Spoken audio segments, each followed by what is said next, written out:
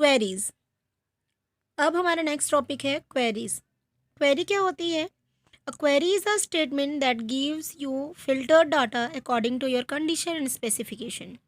देखिए, हम लोग डेटाबेस में बहुत सारे डाटा को क्या करते हैं, स्टोर करके रख रहते हैं ना। बल्क में डाटा जो है स्टोर रहता है ना। कोई भी डेटाबेस मेंटेन करें, जैसे ज़्यादा दूर नहीं जाते, हम स्कूल की ही बात करें। स्कूल की अगर मैं डाटाबेस क्रिएट करूँ, या स्कूल में अगर हम लोग स्कूल की डाटा हम लोग बनाएं, तो क्या होगा, 6 क्लास 1 से लेकर 12th तक के बच्चों का इन्फॉर्मेशन उसमें सेव रहेगा। अब सपोज़ मुझे किसी बच्चे का इन्फॉर्मेशन चाहिए, या किसी का डिटेल चाहिए, तो क्या मैं क्लास 1 से लेकर 12th तक सर्च करते रहूँगी क्या? क्लास 1 में सपोज़ किसी का नाम सीमा है, सीमा नाम का बच्चा क्लास 1 में है क्या, 2 में है क्या, 3 क्या, ऐसे सर्च करते रहूँगी क्या? नहीं। अगर मैं ऐसा सर्च करूँ तो it will take too much time, है ना? ये आपका टाइम बहुत ज़्यादा ले लेगा, और ऊपर से टाइम वेस्ट है एक टाइप का, है ना? तो मैं क्या करूँगी, with the help of query कुछ मैं स्टेटमेंट लगाऊँगी, जिसके थ्रू क्या हो, जो भी इंफॉर्मेशन है सीमा नाम का, या सीमा नाम के जो भी बच्चे हैं उसका इन्फॉर्मेशन क्या आ जाए, सिर्फ़ उन्हीं बच्चों का इन्फॉर्मेशन मुझे दिखाई दे, ऐसा टाइप का। आ रहा है बात समझ में? क्वेरी क्या होता है, एक सेट ऑफ स्टेटमेंट होते हैं जो फ़िल्ट्रेशन परफ़ॉर्म करते हैं। बहुत सारा नहीं चाहिए डिटेल मुझे, किसी का नाम सर्च करना है, तो मुझे पूरा डिटेल को एक-एक करके चेक करने का ज़रूरत नहीं है। मैं चाहती हूँ कि मेरा काम आसान हो, मैं कुछ सेट ऑफ स्टेटमेंट लिखूँ, और उन्हीं के अकॉर्डिंग या उन्हीं के कंडीशन को फ़ुलफ़िल करते हुए मुझे क्या मिले, आउटपुट मिल जाए। जैसे क्लास 1 से लेकर 12th तक में मुझे सिर्फ़ उस बच्चे का डिटेल चाहिए जिसका नाम सीमा है। तो मैं सीमा नाम के बच्चे का क्या करूँगी, डिटेल को देख लूँगी, ठीक? और क्वेरी में क्या करूँगी, सीमा नाम से क्वेरी चला दूँगी, है ना? और अगर सपोज़ स्कूल में 2-3 सीमा हैं फॉर एग्ज़ाम्पल, तो मैं ऐसा भी डाल दूँगी कि बच्चे का नाम सीमा होना चाहिए, एंड क्या होना चाहिए कि वह बच्चा क्लास 6th में होना चाहिए, ऐसा टाइप का।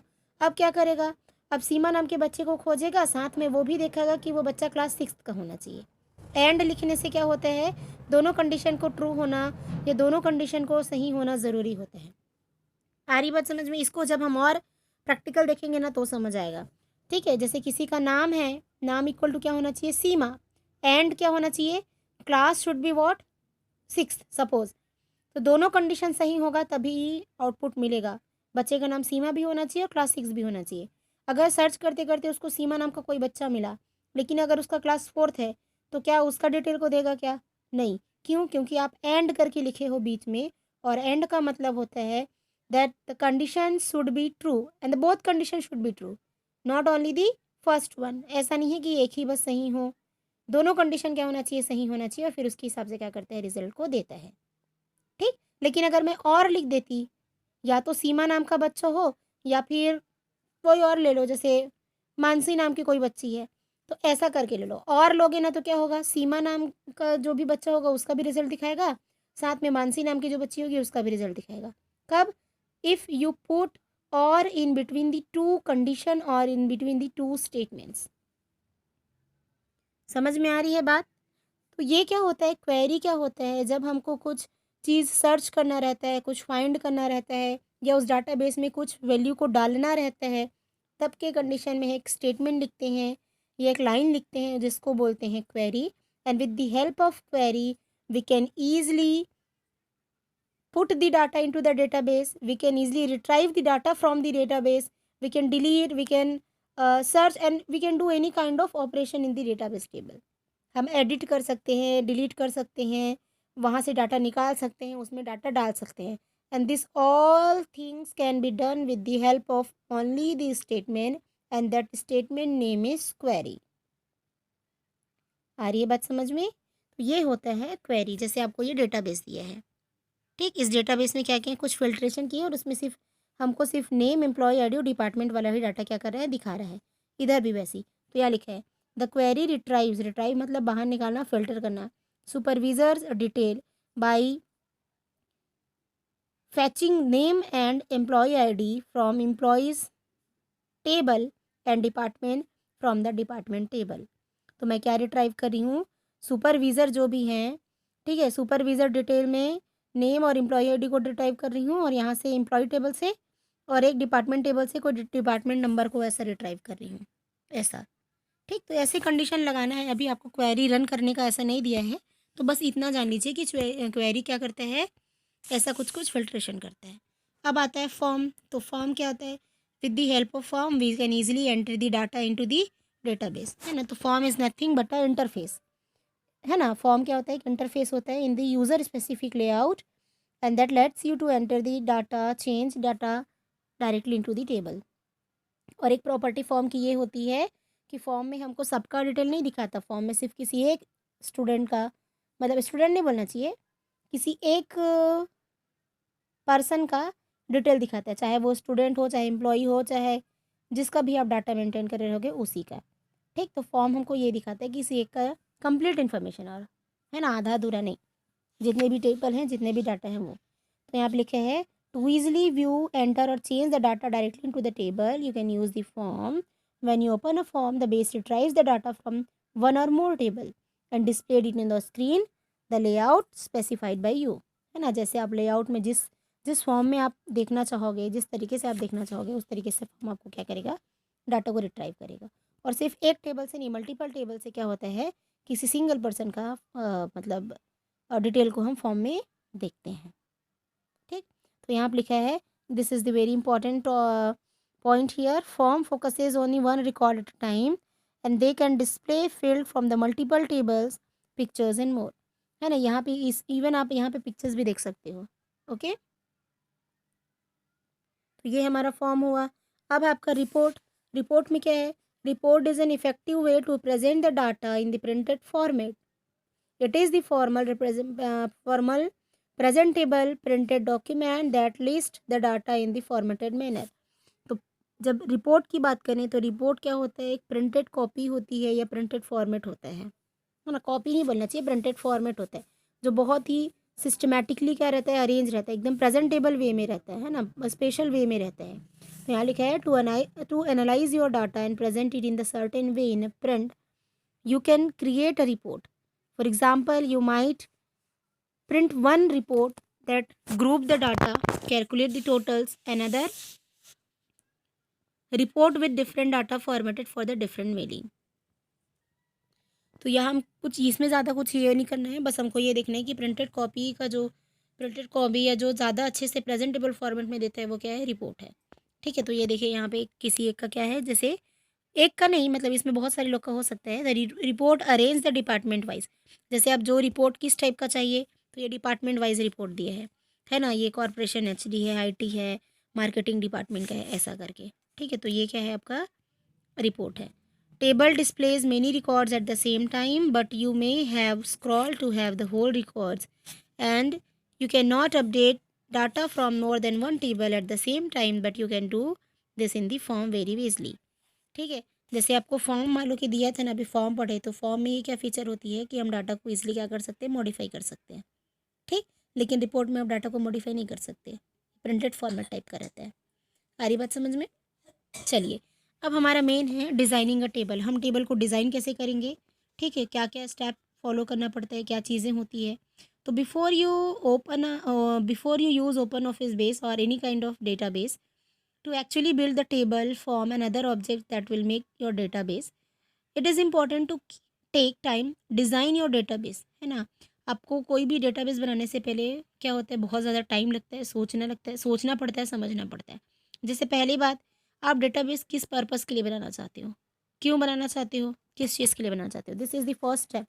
जैसे मैं पहले सोचूंगी कि मैं स्कूल के लिए डेटाबेस बनाऊंगी, है ना। तो first you have to determine the purpose of the database, है ना। तो क्या है, जब डेटाबेस बनाएंगे तो उसका पर्पस जानना बहुत ज़रूरी है। How it is how it will be useful and you need to know the information you want from the database, है ना। From that you determine with what subject, so you need to store the facts about the table in table actually, and what facts you need to store about each subject. तो आपको पता रहना चाहिए कि मैं भाई, जैसे मैं डिसाइड कर ली कि मान लो कि मैं स्कूल के लिए डेटाबेस बनाऊंगी, तो तुमको ये पता रहना चाहिए कि ठीक है, स्कूल का डेटाबेस बनाओगे तो उसमें क्या स्टोर करना है, क्या काम आ सकता है, कुछ यूज़ है भी कि नहीं, ये सभी चीज़ सोचनी पड़ती है। ठीक, अब जैसे मान लो कि मैं डेटाबेस बनाने का सोच ली, डेटाबेस का नाम सोच ली, जैसे एसपीएस डेटाबेस करके बना ली। अब उस डेटाबेस में टेबल बनाना है, क्योंकि भाई एक डेटाबेस में एक टेबल नहीं होते, एक डेटाबेस में मल्टीपल टेबल्स होते हैं, बहुत सारे टेबल्स होते हैं। तो मैं टेबल के बारे में सोचूंगी, determine the table you need. अब मुझे कौन कौन से टेबल ज़रूरत पड़ेगा, जैसे मुझे क्लास के लिए, सभी क्लास के लिए एक टेबल चाहिए। ठीक, table in the sense table ना, टेबल सॉफ्ट कॉपी वाला टेबल ना, I am not talking about chair and table like that. ठीक, तो हमको टेबल्स चाहिए, क्लास 6 का टेबल, क्लास 7 का टेबल, एक एम्प्लॉई आईडी मतलब एम्प्लॉय के लिए टेबल चाहिए, है ना, एक और अदर ऑफिशियल टेबल चाहिए, ऐसे बहुत सारी चीज़ें हैं। ठीक है, तो टेबल कितना चाहिए, किस चीज़ के लिए चाहिए। अब टेबल आप सोच लिए तो हमको पता है टेबल में रो और कॉलम होते हैं। अब कॉलम को स्पेसिफाई करना बहुत ज़रूरी हो जाएगा।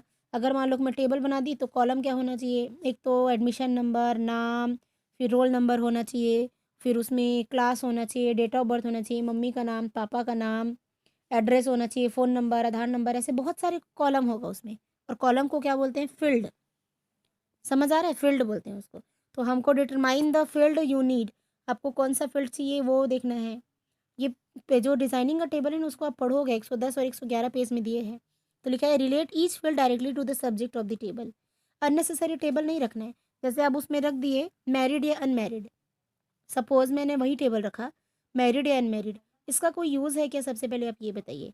स्टूडेंट टेबल में सपोज मैं स्टूडेंट लोग का टेबल बना रही हूँ, उसमें मैं ये कॉलम डाली मैरिड और unmarried, is it useful for that particular class, 6th 7th 8th 9th 10th even 12th, कोई यूज़फुल है क्या, नहीं, है ना। तो हमको ऐसे फील्ड का यूज़ चूज़ करना है, ऐसे फील्ड चूज़ करना है जो रिलेटेड हो, है ना, जो उससे डायरेक्टली मतलब रिलेट करें। अननेसेसरी फील्ड को रखने से कोई मतलब नहीं है। और अगर आप टेबल बना रहे हो तो जो फील्ड करोगे ना, फील्ड स्पेसिफाई करोगे, उसमें स्मॉलेस्ट लॉजिक पार्ट होना चाहिए। लॉजिकल पार्ट मतलब उसमें प्रेसाइज इन्फॉर्मेशन मिले, ऐसा आप टेबल अरेंज करो। भले टेबल में 10 से 20 कॉलम क्यों ना हो जाए।